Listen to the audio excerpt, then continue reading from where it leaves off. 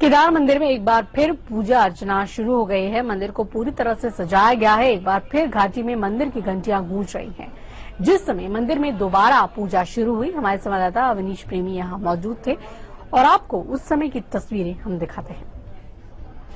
आखिरकार वो दिन आ ही गया जब केदारनाथ के अंदर एक बार फिर घंटे घड़ियाल की गूंज सुनाई दी। पूजा अर्चना यहाँ पर शुरू हो गई है और लंबे समय से इंतजार यहाँ पर किया जा रहा था, क्योंकि आपदा के बाद जो मंदिर है उसको बंद कर दिया गया था। अंदर काफी मलबा आ चुका था और मंदिर भी थोड़ा सा क्षतिग्रस्त हुआ था, लेकिन अब यहाँ पर पूजा पाठ का दौर एक बार फिर शुरू हो गया है। तमाम लोग अंदर मौजूद है जो इस समय शुद्धिकरण का कार्य कर रहे हैं, जिसमें कि रावल है केदारनाथ के भीमा शंकर लिंगम वो मौजूद है, स्वामी हंसदेवाचार्य मौजूद है, सतपाल ब्रह्मचारी है, मंदिर समिति के लोग हैं, तीर्थ पुरोहित है जो इस समय अंदर शुद्धिकरण कर रहे हैं और उसके बाद पूजा पाठ का दौर यहाँ पर शुरू हो जाएगा। यानी कि आपदा के 3 महीने बाद एक बार फिर केदारनाथ में बम्बन भोले की गूंज है। और मैं अपने साथी कैमरामैन राकेश और अनिल नेगी से कहूंगा कि वो एक बार दिखाएं कि किस तरह यहाँ पर घंटे घड़ियाल बज रहे हैं और जय उद्घोष यहाँ पर किया जा रहा है जिस तरह पहले किया जा रहा था। सबसे बड़ी बात यह है कि यहाँ पर चुनिंदा लोग इस पूजा में शिरकत करने पहुंचे हैं। हालांकि तमाम लोगों को पहुंचना था, लेकिन मौसम ने साथ नहीं दिया और जिस तरह आपदा से पहले यहाँ पर पूजा हुआ करती थी उसी रीति रिवाज के साथ यहाँ पर पूजा शुरू होगी। आपदा को आए लगभग 3 महीने पूरे होने को है और उसके बाद यहाँ पर एक बार फिर पूजा अर्चना का दौर शुरू हो गया है।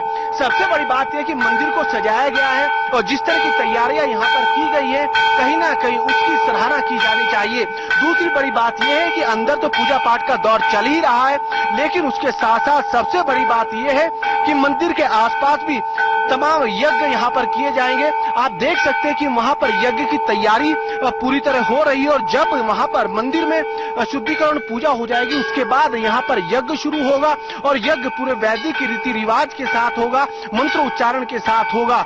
सबसे बड़ी बात यह है कि नंदी भगवान यहाँ पर है जिनका मुख बिल्कुल केदार धाम की तरफ है। उनकी जो भव्य सजावट है वो भी यहाँ पर देखते ही बनती है। मौसम की बात करें तो चारों तरफ अब भी घना कोहरा दिखाई दे रहा है। घने कोहरे के बीच केदारनाथ का मंदिर भव्य छटा यहाँ पर बिखेर रहा है और जो हालात अब से 3 महीने पहले यानी कि हम कहें आपदा से पहले थे उसी तरह की सजावट यहाँ पर देखने को मिल रही है। उत्तराखंड पुलिस के जवान यहाँ पर मुस्तैद हैं जिन्होंने इस काम को भली भांति अंजाम दिया है। बमुश्किल यहाँ पर रास्ते तैयार किए गए, पुल तैयार किए गए और उसके बाद ये मुहूर्त निकला कि 11 सितंबर को पूजा अर्चना की विधिवत शुरुआत यहाँ पर वैदिक मंत्र उच्चारण के साथ कर दी गई। दूसरी बात यह है कि तमाम जवान यहाँ पर मुख्य द्वार पर मौजूद है। मैं अपने राकेश साथी कैमरामैन से कहूंगा कि वो दिखाए कि अंदर के कुछ दृश्य दिखाने की कोशिश करें, जहां पर पूजा शुरू हो रही है और अंदर तमाम लोग मौजूद हैं। हालांकि कैमरे को वहां अलाउ नहीं किया गया है क्योंकि इससे पहले ही तमाम तस्वीरें सारा सब एक बार पहले दिखा चुका था। अब अंदर कैमरे को अलाउ नहीं किया गया, यही कारण है कि पुलिस की तैनाती यहाँ पर की गई है और सघन तलाशी अभियान के बाद ही अंदर जाने दिया जा रहा है। दूसरी बात यह है कि मंदिर को आप देख ही सकते हैं, इसके चारों तरफ से इसको भव्य तरीके से सजाया गया है। पूजा पाठ का दौर चल रहा है। हवन सामग्री है जो पूरे इलाके को एक तरह के शुद्ध करेगी। हवन सामग्री की बात करें तो इसके बारे में कहा जाता है पूरे वातावरण को शुद्धमय बना देती है, शुद्ध कर देती है, पवित्र बात इसका होता है। और हम कुछ पंडित से ही पूछेंगे। पंडित जी, अगर जो हम बात करें इस सामग्री की तो शुद्धिकरण में कितना बड़ा योगदान हवन सामग्री का रहता है?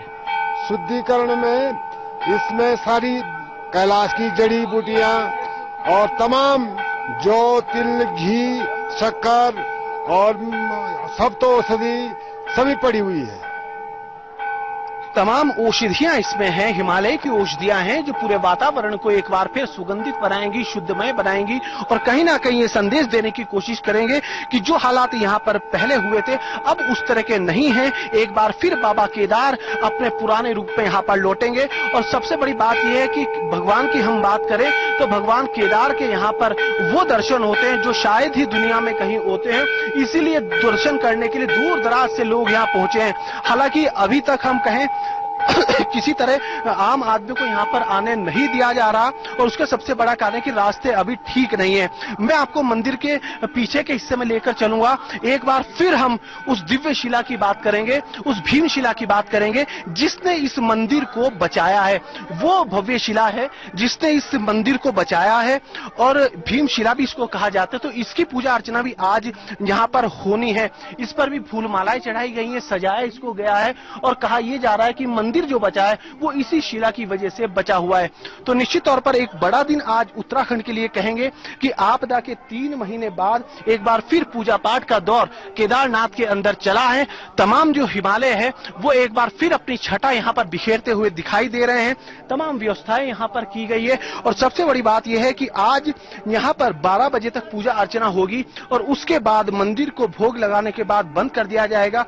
और मंदिर समिति ने यह फैसला यहाँ पर लिया है कि अब प्रतिदिन सुबह 8 बजे से लेकर और 12 बजे तक पूजा अर्चना होती रहेगी और ये जब तक चलेगा जब तक कपाट बंद नहीं हो जाते, क्योंकि अपनी एक परंपरा है। परंपरा आज से नहीं बल्कि सदियों से चलती आ रही है जिसको किसी ने आज तक नहीं तोड़ा, लेकिन आपदा के चलते वो परंपरा भी कहीं ना कहीं टूटी थी।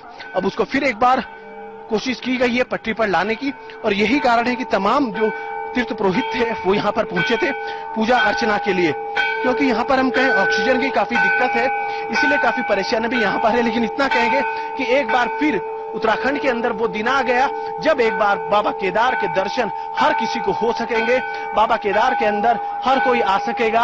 आज का दिन सबसे बड़ा दिन, सबसे शुभ दिन, जब 3 महीने बाद यहाँ पर एक बार फिर बम बम भोले का उद्घोष, जयकारा और घंटे घड़ियाल की गूंज केदार घाटी में सुनाई दी है। कैमरामैन राकेश चंद्रा और अनिल नेगी के साथ अवनीश प्रेमी, सहारा न्यूज ब्यूरो, केदारनाथ।